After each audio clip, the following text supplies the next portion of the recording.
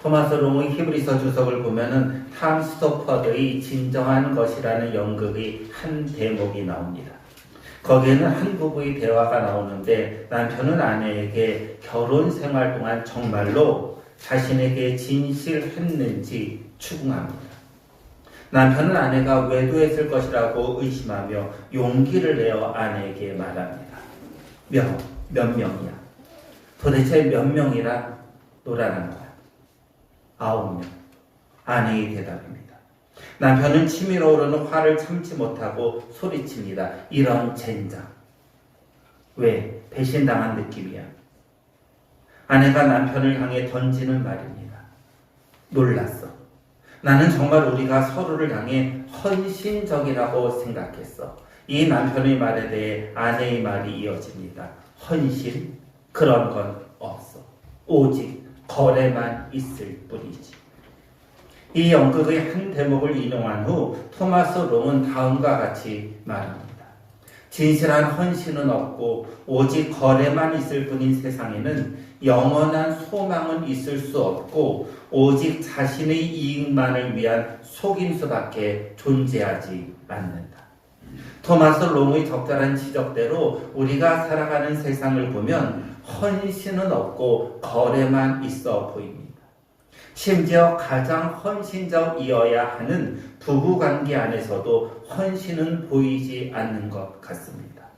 게다가 영원한 소망은커녕 영원을 추구하기는커녕 바로 눈앞의 작은 이익을 위해서 속임수, 거짓만 있어 보입니다. 본문은 소망에 대한 말씀입니다. 조금 더 정확히 말하면 본문은 영원한 소망에 대한 내용입니다. 본문은 영원한 소망에 대해 말씀하시면서 약속 또는 맹세와 연결해서 설명합니다. 하나님은 영원한 소망을 약속하셨다. 하나님은 영원한 소망을 맹세하셨다입니다. 이것을 설명하기 위해 한 사람을 예로 드는데 그 사람은 믿음의 조상이라고 말하는 아브라함입니다. 13절의 말씀을 보시기 바랍니다. 함께 읽으십니다. 하나님이 아브라함에게 약속하실 때에 가리켜 맹세할 자가 자기보다 더 큰 이가 없으므로 자기를 가리켜 맹세하여 13절은 약속의 방법이지요. 하나님이 아브라함에게 약속하실 때에 맹세하십니다. 하나님이 약속하시는 방법은 맹세예요. 맹세란 맹세하는 사람이 그 맹세의 진실성 그리고 그것이 정확하다는 것을 보장하기 위해 자기보다 더 크고 위대한 대상을 걸고 약속하는 것입니다. 고대 사회에서 약속이나 자신의 말에 힘을 싣고 싶을 때 거룩한 이름으로 맹세하는 풍습이 있었습니다. 자기보다 더 높은 존재의 이름을 걸고 맹세하는 것입니다. 어려서요. 약속이나 맹세할 때 여러분들은 어떻게 하셨어요? 어려서 하늘, 땅 이름을 걸고 맹세했습니다. 마치 이와 같은 것입니다. 우리보다 더 높은 존재의 이름을 걸고 맹세합니다. 미국 대통령 선거에서 트럼프 후보가 당선되었죠. 내년 1월 트럼프는 미 합중국 대통령으로 취임합니다. 대략 8년 전인 2017년 1월 20일 트럼프가 대통령 취임 선서를 하는 날, 이날 트럼프는 미국 대법원장 존 로버츠 앞에서 취임 선서를 했습니다. 미국 대통령 취임 선서는 대법원장 앞에서 성경에 손을 얹고 합니다. 2017년 트럼프 대통령이 취임할 때 사용한 성경은 특이하게도 2개였어요. 하나는 아브라함 링컨이 보던 성경이었고 또 하나는 트럼프 자신이 어려서 읽던 성경이었습니다. 그 성경에 손을 얹은 후 트럼프는 이렇게 선서했습니다. 나 도널드 트럼프는 미국 대통령 직무를 충실히 집행할 것이며 최선을 다해 미국 헌법을 지킬 것을 엄숙히 선서합니다. 이 미국 대통령 취임식은 맹세의 본질을 잘 설명하고 있습니다. 맹세는 나보다 훨씬 더 높은 대상의 이름을 걸고 하는 것입니다. 그래서 트럼프는 세계 초인류 강대국의 대통령인 트럼프는 자기보다 훨씬 더 권위가 있고 자기보다 훨씬 더 높은 하나님의 말씀인 성경 앞에서 성경에 손을 얹고 맹세했습니다. 13절을 보면 하나님이 아브라함에게 약속하실 때 이렇듯 맹세합니다. 문제는 하나님보다 더 높은 존재는 세상에 없다입니다. 따라서 하나님은 맹세하실 때 어떻게 맹세하시는가? 자신보다 더 높은 존재가 없기에 하나님은 이 세상에서 가장 크고 위대한 자신의 이름을 걸고 맹세합니다. 하나님이 세상에서 가장 위대하고 존귀하며 높은 자신의 이름을 걸고 맹세하는데 그 맹세의 내용이 나옵니다. 14절이에요. 함께 읽으십니다. 이르시되 내가 반드시 너에게 복주고 복주며 너를 번성하게 하고 번성하게 하리라 하셨더니 하나님은 아브라함에게 복 주신다고 약속하시죠. 어떤 복인가? 번성이에요. 여러분 14절을 좀 자세히 보시기 바랍니다. 14절을 자세히 보시면 강조하는 표현이 반복돼요. 처음에 나온 건 뭐죠? 반드시라는 말씀이 나와요. 복주고 복주며 라는 반복이 나와요. 반복은 뭐다? 강조이다. 다음에 반복이 또 나와요. 뭐죠? 번성하게 하고 번성하게 하리라입니다. 하나님은 아브라함을 번성하게 하신다고 강조해서 말씀하세요. 이미 하나님은 아브라함에게 번성을 약속하셨습니다. 어떤 번성인가? 창세기 12장 2절과 3절을 띄워주시기 바랍니다. 제가 12장 2절을 읽고 여러분들이 3절을 읽으십니다. 내가 너로 큰 민족을 이루고 내게 복을 주어 내 이름을 창대하게 하리니 너는 복이 될지라. 너를 저주하는 자에게는 내가 저주하리니 땅의 모든 족속이 너로 말미암아 복을 얻을 것이라 하신지라. 하나님이 아브라함에게 약속하신 것은 아브라함의 자손으로 큰 민족을 이룬다입니다. 창세기 15장을 보면 어느 정도의 큰 민족인가? 자신의 자손이 하늘의 묵별처럼 많다입니다. 말 그대로 번성이죠. 여러분 하늘에 별을 세실 수 있으세요? 없어요. 그뿐 아니죠. 창세기 12장 2절을 자세히 보시면 아브라함에게 복을 주신다고 약속하세요. 어떤 복인가요? 12장 2절에 의하면 어떤 복이 아니라 복 그 자체입니다. 우리는 보통 복을 말하라고 하면은 여러 종류의 복을 말하는 것 같습니다. 믿음의 복, 건강의 복, 물질의 복, 만남의 복, 자녀의 복 등입니다. 이런 여러 종류의 복이에요. 그런데 하나님께서 아브라함에게 주시겠다고 약속하신 복은 이런 여러 종류의 복이 아니에요. 여러분 세상을 보세요. 복의 종류가 몇 개나 있을까요? 여러분 세상을 보세요. 복의 종류가 몇 개나 있을까요? 수없이 많아요. 그런데 12장 2절을 보시면 창세기 하나님이 아브라함에게 약속하신 복은 이런 게 아니에요. 뭐죠? 복이 될지라요. 복 그 자체라는 거예요. 복 그 자체 안에는 모든 종류의 복이 다 들어가 있습니다. 모든 복을 총괄하는 것이 복 그 자체입니다. 그래서 너는 복이 라고 말씀하십니다. 이것을 풀어 설명하신 것이 3절의 너를 축복하는 자에게는 내가 복을 내리고 너를 저주하는 자에게 내가 저주하며 땅의 모든 족속이 너 아브라함으로 말미암아 복을 받는다입니다. 대단하죠. 땅의 수많은 사람들, 모래알보다 많고 하늘의 묵별보다 많은 사람들이 자손이 되며 그들이 아브라함을 통해 복을 받을 정도로 아브라함은 복 그 자체입니다. 하나님은 이 세상에서 가장 크신 자신의 이름을 걸고 반드시 아브라함 너에게 복을 주며 번성하게 하겠다 약속하십니다. 그것도 2번이나 반복해서 복주고 복주며 번성하게 하고 번성하게 한다고 강조하십니다. 아브라함에게 이 약속, 이 복은 어떻게 이루어졌나요? 15절이죠. 15절을 함께 읽으십니다. 그가 이같이 오래 참아 약속을 받았느니 아브라함의 약속을 받기까지 오래 참았습니다. 얼마나 오래 참았을까요? 하나님이 아브라함에게 내가 너로 큰 민족을 이루고 내게 복을 주어 내 이름을 창대하게 하리니 너는 복이 될지라. 이렇게 말씀하실 때 아브라함의 나이가 몇 살이었죠? 75세였습니다. 이번에는 아브라함의 아들 이삭을 낳을 때는 몇 살입니까? 100살입니다. 아브라함이 얼마나 오래 참았죠? 25년. 여러분 이거 쉬운 거 아니잖아요. 여러분 남편 25년간 참아보셨어요? 여러분 아내 25년간 참아보셨어요? 여러분 그렇게 말 안 듣는다고 말하는 자녀 한번 25년간 참아보세요. 자녀들이 변하겠죠.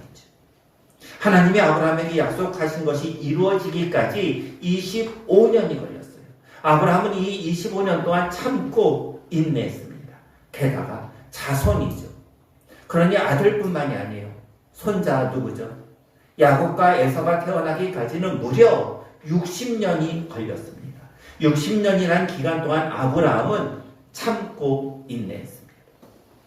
하나님은 아브라함에게 복 주신다 약속하십니다.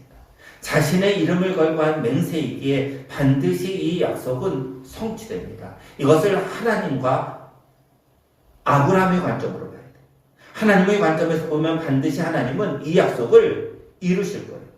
반대로 아브라함의 관점에서 보면은 하나님이 복 주신다고 약속하신 이 약속은 반드시 이루어질 것이기 때문에 아브라함은 소망의 끈을 놓지 말아야 합니다. 아들 이삭이 생기기까지 25년이 걸렸습니다. 이 25년 동안 소망의 끈을 놓지 않았어요. 아브라함은 100살에, 아내 사라는 90살에 이삭을 낳았습니다. 더구나 성경을 보면 사라는 아이를 낳을 수 없는 몸입니다. 창세기 18장 11절은 이렇게 말씀하십니다. 아브라함과 사라는 나이가 많아 늙었고 사라에게는 여성의 생리가 끊어졌는지라. 사라는 이미 여성의 생리가 끊어졌어요. 여성의 생리가 끊어지면 의학적으로 임신은 불가능합니다. 객관적으로 보면은 자녀를 낳는다는 소망, 자녀를 갖는다는 소망은 헛됩니다. 그럼에도 불구하고 아브라함은 이 소망의 끈을 놓지 않습니다. 왜냐하면 하나님에게 불가능이란 것은 없고 하나님은 우리의 힘으로 할 수 없는 것을 가능하게 하시기 때문입니다. 여기서 질문이 생기죠. 왜 하나님은 아브라함을 예로 드셨을까요? 아브라함은 25년 동안 소망의 끈을 놓지 않았다. 이것을 예로 드신 이유는 우리도 소망을 갖게 하려 하시기 때문입니다. 우리도 소망의 끈을 놓지 말라입니다. 19절입니다. 함께 읽으십니다. 우리가 이 소망을 가지고 있는 것은 영혼의 닷 같아서 튼튼하고 견고하여 휘장 안에 들어가는. 먼저 19절에서는 우리가 가진 소망의 끈이 무엇인가를 보아야 합니다. 19절을 보세요. 우리가 가진 소망은 어떤 것이지? 휘장 안에 들어가는 것입니다. 여기서 휘장은 무엇일까요? 성막 안에는 성소와 지성소를 구분하는 휘장이 있었죠. 지성소 안에는 하나님께서 친히 쓰신 십계명의 두 돌판이 있는 법궤가 있었고, 지성소는 하나님의 임재를 상징하는 장소였습니다. 지금 하나님의 임재는 어디에 있을까요? 보통 천국이라고 말하는 하늘나라입니다. 그렇다면 기독교인에게 가장 큰 소망은 휘장 안으로 들어가는 것인데, 그 휘장은 천국 하늘나라에 들어가는 것입니다. 리처드 필립스의 히브리서 주석을 보면은 하버드 의과대학 정신과 교수이자 하버드 정신의학 가이드의 편집자인 아멘드 니콜라이 2세의 말이 나옵니다. 니콜라이 교수는 오늘날 우울증이 폭발적으로 증가하고 있다는 사실에 주목합니다. 1996년, 대략 30년 전, 1100만 명의 미국인이 우울증 치료를 받았는데 그 해에 25만 명이 자살을 시도했다는 통계를 니콜라이 교수는 인용합니다. 리차드 필립스는 니콜라이 이 연구에 대해 다음과 같은 말을 덧붙입니다. 외적인 위협이 거의 없고 전례 없는 물질의 풍요를 누리는 사회에서 그렇게 엄청난 숫자에 대해 어떻게 설명할 수 있습니까? 여러분, 리차드 필립스의 이 질문에 한번 대답해 보시기 바랍니다. 지금 한반도의 정세를 보면요, 전쟁의 위협이 상당히 고조되어 있다고 말합니다. 하지만 과거 끊임없이 전쟁이 발발했던 시대와 비교해 보면은 외적인 위협은 상당히 줄어든 것 같습니다. 더구나 우리는 역사적으로 경험하지 못하는 물질의 풍요도 누리고 있습니다. 그런데 왜 수많은 사람이 우울증에 걸리며 왜 수많은 사람들은 이 우울증으로 인해 자살을 시도할까요? 니콜라이 교수는 왜 이런 일이 벌어집니까? 이것은 소망의 위기 때문이라고 주장합니다. 절망은 소망이 없는 사람을 지배합니다. 그렇게 절망에 의해 지배당하면은 삶은 피폐해지다가 절망의 종착역, 여러분 절망의 종착역은 어딜까요? 절망의 종착역, 죽음이죠. 죽음으로 이끕니다. 인간에게 가장 큰 절망은 죽음 아닐까요? 이와 다르게 우리 기독교인에게는 휘장 안으로 들어간다는 소망, 천국에 대한 소망, 영생에 대한 소망이 있습니다. 이 소망은 19절을 보시면은 튼튼하고 견고한 영혼의 닷과도 같습니다. 닻이 뭐죠? 닻은 무거운 돌이나 철로 만들어서 그 닻을 내리면은 배가 더 이상 요동하거나 흔들리지 않습니다. 바람과 파도에 의해 안전합니다. 그 어떤 바람과 파도에도 요동하지 않게 만드는 것이 닻입니다. 천국 소망이 무엇인가? 우리 영혼의 닻입니다. 천국의 소망을 가진 사람 흔들리지 않습니다. 절망이 우리를 지배하려고 해도, 그리고 절망의 종착지인 죽음으로 우리를 이끌려 해도 천국 소망이 있기에 절망에 굴복하지 않습니다. 위대한 영국의 설교가 스펄전 목사님이 담임하던 교회에 열심히 있는 한 부인이 있었습니다. 그녀는 믿음도 행실도 모범적이었지만은 단 한 가지, 말끝마다 항상 나에게는 소망이 없어. 나에겐 소망이 없어. 이렇게 불평하는 것이 문제였습니다. 어느 날 스펄전 목사님이 부인에게 질문합니다. 부인, 신실하게 신앙생활을 하면서도 항상 소망이 없다고 말씀하시니 차라리 교회에 그만 나오세요. 이 말에 부인은 눈물을 글썽거리며 외칩니다. 죽으면 죽었지 그렇게는 못합니다. 스펄전 목사님은 다시 질문합니다. 그래도 소망이 없으신가요? 네, 저에게는 소망이 없습니다. 부인의 침울한 대답입니다. 그러면 부인 당신은 예수님으로 인해 죄 사함을 받았고 또 약속된 기업인 천국을 받으리라는 확신이 있으십니까? 물론입니다. 목사님, 그것은 제게 남겨진 유일한 소망입니다. 하지만 제게는 그 외에는 다른 소망은 없습니다. 이 말을 듣고 스펄전 목사님은 곰곰이 생각하다가 지갑을 꺼내 5파운드를 부인에게 줍니다. 그러면서 이렇게 말합니다. 부인, 그러면 부인에게 있는 그나마 가지고 있는 그 소망을 이 5파운드에 나에게 파시죠. 그러자 부인은 펄쩍 뛰면서 말합니다. 싫어요. 저는 10,000만금을 준다 해도 이 소망만은 팔 수 없습니다. 이 대답을 듣자 스펄전은 빙그레 웃으면서 말합니다. 10,000만금을 준다 해도 팔 수 없는 소망을 가지고 있으면서 그래도 소망이 없다고 하시겠습니까? 이후로 이 부인은 다시는 소망이 없다라는 불평을 하지 않았다고 합니다. 이 부인에게 천국에 대한 확고한 소망이 있습니다. 휘장 안으로 들어간다는 소망입니다. 누군가 천만금을 주어도 이 소망을 포기하지 않습니다. 소망의 닻은 흔들리지 않습니다. 단지 자신이 가진 휘장 안으로 들어간다는 소망의 가치가 얼마나 위대한지 천만금보다 더 크다라는 그 가치를 몰랐던 것입니다. 소망은 전례 없이 풍부한 풍요에서 오지 않습니다. 소망은 안전한 환경이나 상황에서도 오지 않습니다. 만약에 좋은 상황에는 소망을 가지고 좋지 않은 소망에는 절망한다면 그 소망은 참다운 소망이 아니지 않습니까? 아무리 돈이 많고 안전하고 완벽한 환경 속에 살아도 그 사람은 언젠가는 한 줌의 흙으로 변합니다. 따라서 우리가 가진 소망, 천만금을 줘도 바꿀 수 없는 소망은, 그 위대한 소망은 휘장 안으로 들어간다. 천국에 대한 소망이어야 합니다. 오늘 설교의 결론을 내리려 합니다. 오늘 설교의 결론은 어떻게 휘장 안으로 들어가는가입니다. 20절을 보세요. 20절은 어떻게 시작되죠?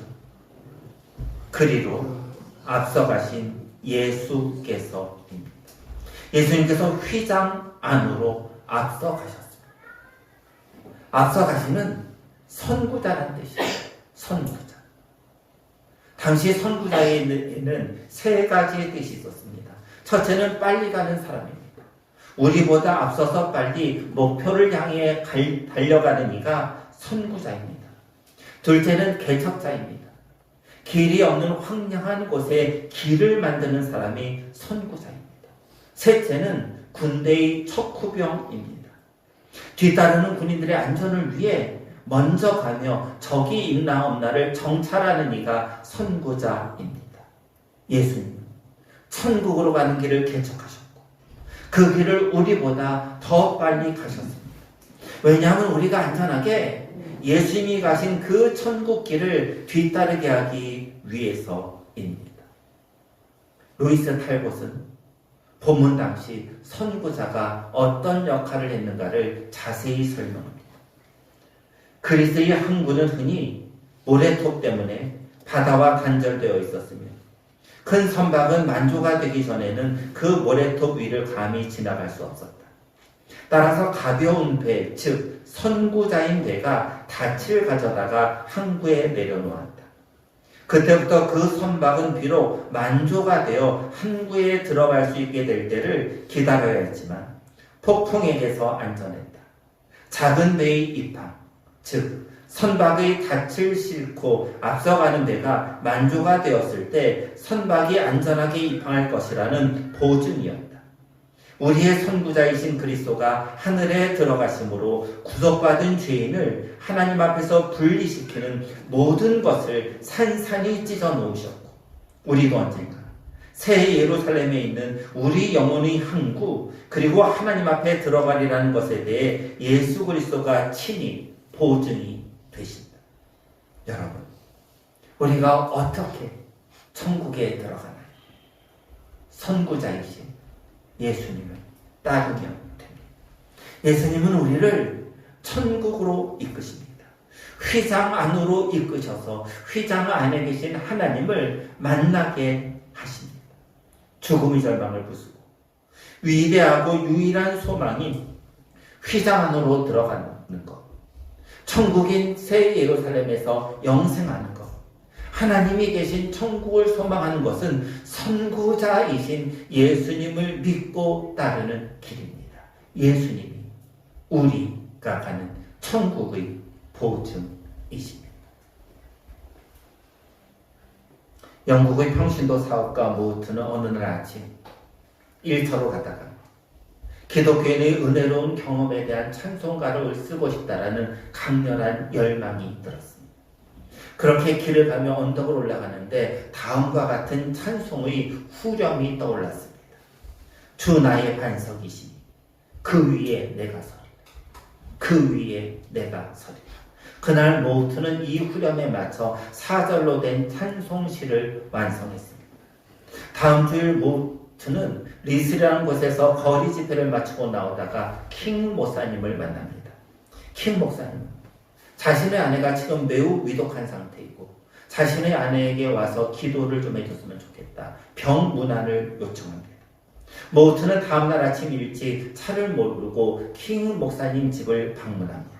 킹 목사님은 모트와 함께 그리고 죽음을 앞둔 아내와 함께 찬송 한 장 부르고 성경 한 곳 읽고 기도하려고 먼저 자신이 갖고 있는 찬송가 집을 뒤집니다. 그런데 마음에 감동되는 찬송가를 찾을 수 없어요.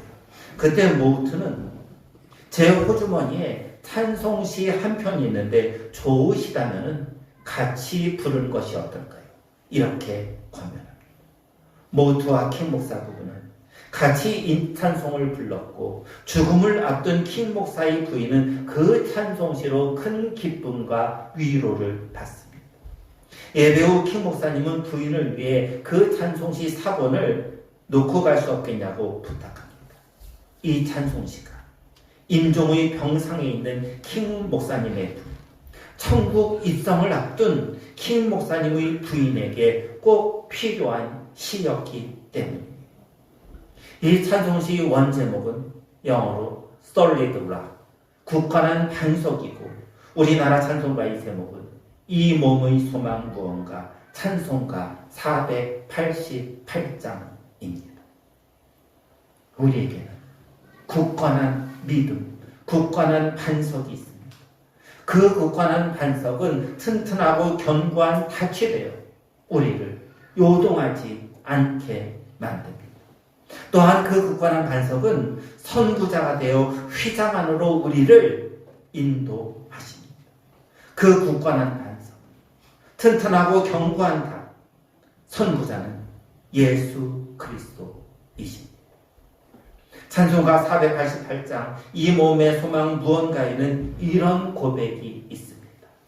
바라던 천국 올라가 하나님 앞에 배울 때 구주의 의를 힘입어 어여시 바로 서리. 바라던 천국에 올라가 그렇게 바라던 천국에 올라가 하나님 앞에서 하나님을 배울 때 구주의 의 때문에 하나님 앞에 바로 설 수 있다는 고백입니다. 사랑하는 성도 여러분, 이 고백이 우리 모두의 고백이 되기를 바랍니다. 우리가 바라며 소망하는 천국에 올라가 우리는 언젠가 그렇게 보고 싶었던 하나님의 얼굴을 친히 뵐 것입니다. 그것은 우리 힘으로 되지 않습니다. 예수님께서 선구자가 되어 예수님의 의로 우리를 이끌어야 우리가 갈 수 있는 곳이 하나님의 얼굴을 볼 수 있는 천국이기 때문입니다. 우리는 절망합니다. 때론 흔들리며 요동합니다.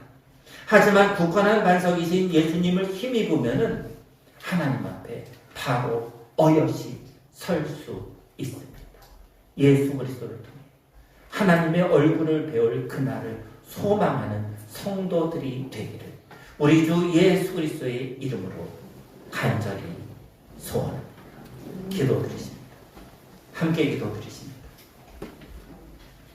바라던 천국 올라가 하나님 앞에 배울 때 구주의 의를 힘입어 어여시 바로 서리. 이 고백이 우리의 고백이 되기를, 이 고백이 우리 가정의 고백이 되기를, 이 고백이 우리 교회의 고백이 되기를 기도하시겠습니다. 함께 기도드리십니다.